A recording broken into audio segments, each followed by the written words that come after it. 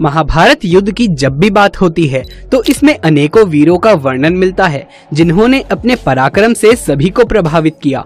परंतु एक योद्धा ऐसा भी था जिसने अपने पराक्रम ही नहीं बल्कि अपनी निष्ठा, अपनी दानवीरता और अपनी मित्रता से भी सभी को प्रभावित किया, जिसने अपने पूरे जीवन काल को अपनी वास्तविक पहचान के बिना ही जिया।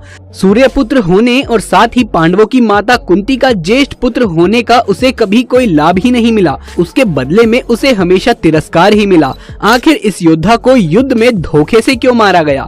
भगवान परशुराम द्वारा पुनर्जीवित क्यों किया गया? और क्यों कर्ण ने भगवान शिव को अपने सारे अस्त्र लौटा दिए? ये जानने से पहले जानते हैं कि आखिर कर्ण कौन था और वो कैसे इतना बलवान बना और क्या है उसके पुनर्जीवन का रहस्य। कर्ण को गुरु द्रोण ने शिक्षा देने से इनकार कर दिया था क्योंकि आचार्य द्रोण उस समय युद्ध कला के सर्वश्रेष्ठ आचार्यों में से थे। लेकिन द्रोणाचार्य उस समय गुरु राजकुमारों को शिक्षा दे रहे थे और गुरु वंश के अपने नियम और कानून के तहत वो किसी अन्य को शिक्षा नहीं दे सकते थे। उन्होंने कर्ण को शिक्षा देने से मना कर दिया क्योंकि कर्ण एक सारथी का पुत्र था और द्रोण केवल क्षत्रियों को ही शिक्षा दिया करते थे। परंतु कर्ण के कानों को देखकर और कर्ण के मुख के तेज को देखकर द्रोणाचार्य ने उसे एक नाम अवश्य ही सौंप दिया और वो नाम था कर्ण। तो पहला व्यक्तित्व द्रोणाचार्य ही थे जिन्होंने राधे को पहली बार कर्ण कहा था।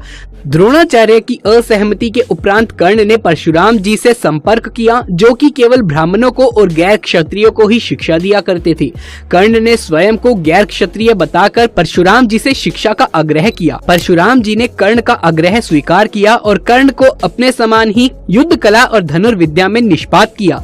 कर्ण को उसके गुरु परशुराम और पृथ्वी माता से भी श्राप मिला था। एक दोपहर की बात है, गुरु परशुराम कर्ण की जंघा पर सिर रखकर विश्राम कर रहे थे। कुछ देर बाद कहीं से एक बिच्छू आया। उसने कर्ण की जांघ पर काट कर घाव बनाना शुरू कर दिया। गुरु का विश्राम भंग ना हो इसीलिए कर्ण बिच्छू को दूर ना हटाकर उसके डंक को सहता रहा। कहते हैं कि बिच्छू का डंक सबसे ज्यादा दर्दनाक होता है। कुछ देर बाद जब गुरु जी की निद्रा टूटी और उन्होंने देखा कि कर्ण की जंघा से बहुत सारा रक्त बह रहा है तो उन्होंने कहा कि केवल एक किसी क्षत्रिय में ही इतनी ताकत हो सकती है, इतनी सहनशीलता हो सकती है कि वो बिच्छू के डंक को सह सके, ना किसी ब्राह्मण में और ना किसी गैर क्षत्रिय में। परशुराम जी ने उसे गलत जानकारी देने के कारण श्राप दे दिया कि हे कर्ण, जब भी तुम्हें मेरी दी गई शिक्षा की सर्वाधिक आवश्यकता होगी उस दिन तुम्हें इसका विस्मरण हो जाएगा, यानी ये तुम्हारे काम नहीं आएगी। कर्ण जो कि स्वयं ही ये नहीं जानता था कि वो किस वंश से है, उसने अपने गुरु जी से क्षमा मांगी और कहा कि उनके स्थान पर यदि कोई और शिष्य होता तो वो भी यही करता। यद्यपि कर्ण को क्रोध अवस्था में श्राप देने पर उन्हें ग्लानि हुई पर वो अपना श्राप वापस तो नहीं ले सकते थे। तब उन्होंने कर्ण को अपना विजय नामक धनुष प्रदान किया और उसे ये आशीर्वाद दिया कि उसे वो वस्तु मिल जाएगी जिसे वो सर्वाधिक चाहता है, यानी अमिट प्रसिद्धि। उसके बाद गुरु द्रोणाचार्य ने अपने शिष्यों की शिक्षा पूरी होने के पश्चात हस्तिनापुर में एक रंगभूमि का आयोजन करवाया जिसमें सभी शिष्यों ने अपनी अपनी युद्ध विद्या का प्रदर्शन किया और रंगभूमि में अर्जुन विशेष धनुर्विद्या युक्त शिष्य प्रमाणित हुए। तभी उसी रणभूमि में कर्ण आ गए और अर्जुन को द्वंद्व युद्ध के लिए ललकारा। तब कृपाचार्य ने कर्ण के द्वंद्व युद्ध को अस्वीकार कर दिया और उनके वंश और साम्राज्य के विषय में पूछा क्योंकि द्वंद्व युद्ध के नियम के अनुसार केवल एक राजकुमार ही अर्जुन को, जो कि हस्तिनापुर का राजकुमार था, द्वंद्व युद्ध के लिए ललकार सकता है। तब कौरवों में सबसे ज्येष्ठ दुर्योधन ने कर्ण को अंगराज घोषित किया जिससे वो अर्जुन से द्वंद्व युद्ध कर सके। जब कर्ण ने दुर्योधन से पूछा कि वो इसके बदले में क्या चाहता है, तब दुर्योधन ने कहा कि वो केवल ये चाहता है कि कर्ण उसका मित्र बना रहे। इस घटना के बाद कर्ण और दुर्योधन की काफी अच्छी मित्रता बन गई। कर्ण और अर्जुन के बीच तीव्र प्रतिद्वंद्विता और पांडवों तथा कर्ण के बीच बैर बन गया। कर्ण दुर्योधन का निष्ठावान और सच्चा मित्र था। कर्ण शकुनी को पसंद नहीं करता था और सदैव दुर्योधन को यही परामर्श देता था कि अपने शत्रु को परास्त करने के लिए अपने युद्ध कौशल और बाहुबल का प्रयोग करे, ना कि कुटिल चालों का। क्योंकि शकुनी मामा चालों में माहिर थे, इसीलिए अपनी चालों के दम पर दुर्योधन को प्रभावित करके रखना चाहते थे। वहीं कर्ण के मन में अर्जुन के लिए एक अजीब सा बैर था। दुर्योधन ने कर्ण को अंग देश का राजा घोषित किया था और तभी से कर्ण को अंगराज कर्ण भी कहा जाने लगा। दुर्योधन ने अपने स्वार्थ की पूर्ति हेतु कर्ण को अपना मित्र बनाकर रखा। दुर्योधन के स्वार्थ को एहसान मानकर कर्ण भी दुर्योधन के परम मित्र बन गए और कर्ण ने दुर्योधन की हर दुविधा में सहायता करी और दुर्योधन को वचन दिया कि मित्र, तुम्हारा मित्र कर्ण तुम्हारी ढाल बनकर सदैव तुम्हारी रक्षा के लिए उपस्थित रहेगा। तब महाभारत का युद्ध जब आरंभ होने वाला था, तब कर्ण ने अपने दिव्यास्त्रों को सुरक्षित स्थानों पर रख दिया था और जब भी युद्ध के दौरान कर्ण को अपने दिव्यास्त्र की आवश्यकता होती थी, तब कर्ण अपने मंत्र के आवाहन से अपने दिव्यास्त्र को प्रकट कर सकते थे।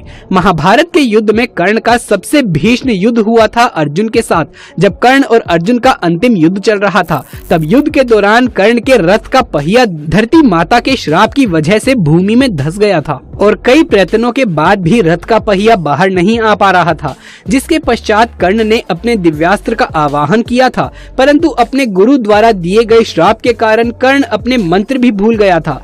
उस समय कर्ण को निहत्था पाकर अर्जुन ने उसके ऊपर प्रहार करना बंद कर दिया था, लेकिन भगवान श्री कृष्ण ने अर्जुन को समझाया। अर्जुन ने उस वक्त अंजलि का अस्त्र से कर्ण का वध करने के लिए प्रहार कर दिया। कर्ण के वध के समय भगवान परशुराम को अपने शिष्य के वध का आभास हो गया था और वो तुरंत ही कर्ण के पास आ गए।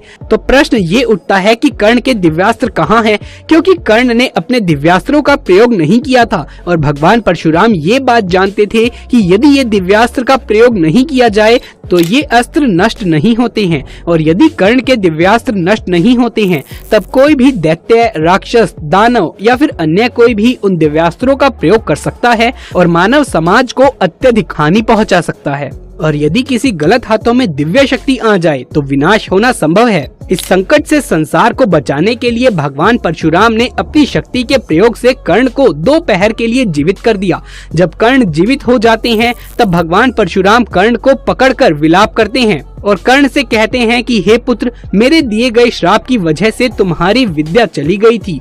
कर्ण भगवान परशुराम को प्रणाम करके कहते हैं कि नहीं गुरुदेव, इसमें भी आपका आशीर्वाद था। इसके पश्चात कर्ण भगवान परशुराम से उन्हें पुनः जीवित करने का कारण पूछते हैं।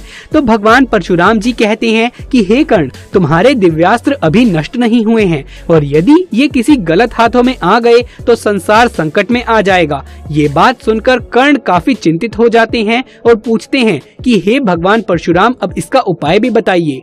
तब परशुराम जी कर्ण से कहते हैं कि कर्ण, तुम्हें अपने दिव्यास्त्र को महादेव के चरणों में समर्पित कर देना चाहिए ताकि तुम्हारी तरह ही कोई सामर्थ्यवान योद्धा ही उन दिव्यास्त्र का प्रयोग कर सके। तब कर्ण भगवान परशुराम को अपने दिव्यास्त्रों का स्थान बता देते हैं ताकि वो दिव्यास्त्र किसी गलत हाथों में ना लग जाएं। कर्ण का समय पूर्ण होने पर वो स्वर्ग की ओर प्रस्थान करते हैं। दोस्तों, आपको बता दें कि महाभारत का युद्ध आरंभ होने से पहले ही ये निश्चित कर दिया गया था कि युद्ध में मारे गए सभी योद्धाओं को स्वर्ग की प्राप्ति होगी। इसीलिए युद्ध में दोनों पक्षों से लड़े गए योद्धा जब वीर गति को प्राप्त हुए तो उन्हें स्वर्ग की प्राप्ति हुई थी। इसीलिए कर्ण को भी स्वर्ग की ही प्राप्ति हुई थी। तो दोस्तों, यदि ये वीडियो पसंद आया हो तो इसे एक लाइक करके अपने दोस्तों और रिश्तेदारों में ज्यादा से ज्यादा शेयर कर दें। आपका इस वीडियो के बारे में क्या विचार है, नीचे कमेंट बॉक्स में लिख करके जरूर से बताएं। महादेव शिव के सच्चे भक्त कमेंट बॉक्स में हर हर महादेव लिखना बिल्कुल भी ना भूलें। यदि आगे भी ऐसे वीडियोस देखते रहना चाहते हैं तो हमारे चैनल को सब्सक्राइब करके पास वाले बेल आइकन को भी दबा लें। जल्द मुलाकात होगी आपसे किसी अगली वीडियो में। तब तक के लिए आप सभी का धन्यवाद। हर हर महादेव।